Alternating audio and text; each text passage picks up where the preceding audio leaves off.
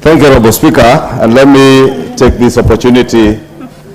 Unlike other times, Honorable Speaker, this is one of the motions of all the people who have spoken, none has opposed. And I commend the House for the support. And that tells you, Honorable Speaker, that indeed the country was yearning for this moment. Inform Honorable Angela that. Of course, Honorable Angela may have challenges in understanding what many people are saying here. But I think he has seen that nobody has opposed Honorable Angela, that everybody has been in support of this motion, including those who are speaking from the other side of the political divide. In Azimio, those in the Kenya Kwanza Alliance, and I was saying, Honorable Speaker, that testifies to the fact that indeed the country, because these are the people's representatives. When these leaders speak, they speak on behalf of the people in their constituencies who have elected them and sent them to this August House to speak on their behalf. And Kenyans were yearning for this moment, a moment that the country would come together and we reason together for the benefit of those people who have sent us and charged us with the responsibility of leading them.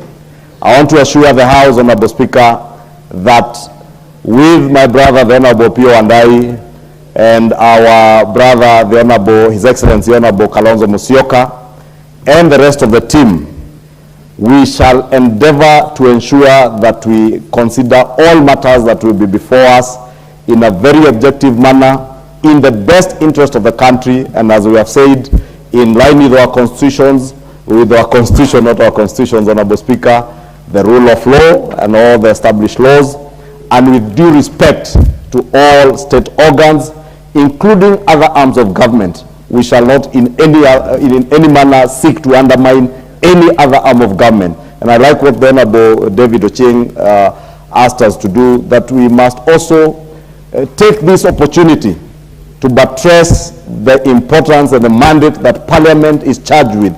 And that is why it was important to have this motion in place, so that we get legal anchorage through Parliament, so that whatever output that comes out of this dialogue process, Honorable Speaker, may also find a sitting in our constitutional architecture through Parliament, both houses here and the Senate, Honorable Speaker, so that whatever we come up with will serve the interest of the greater Kenyan people. Honorable Speaker, in conclusion, let me take this opportunity also to thank our predecessors in the bipartisan team under the able leadership of the Honorable Chair of our Jailer Committee, the Honorable Sir George Tonga Murugara, and Senior Counsel Otiende Omolo, for the work they put in. And indeed, I must appreciate that this team already set a foundation for us. The framework agreement that they developed during that process, and therefore it may not be seen that that process was a waste of time. We have agreed that we shall just amend that framework agreement, and our technical teams are already working on the relevant amendments where necessary, so that we use that agreement as the basis of our engagement.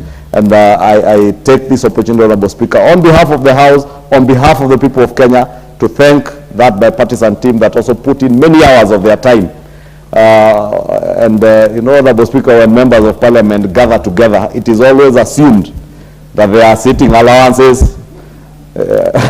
And this bipartisan team under the leadership of Honorable Otiende Omolo and Honorable Murugara, all those members sat for long hours, not attracting any sitting allowances, at times having to chip in from their pockets, as we have done with the Honorable Kalonzo Musyoka and the Honorable Pio, and at times to foot bills, because we said we will do this in the best interest of the country. And I must thank them, because when we said no surrender, they quickly agreed.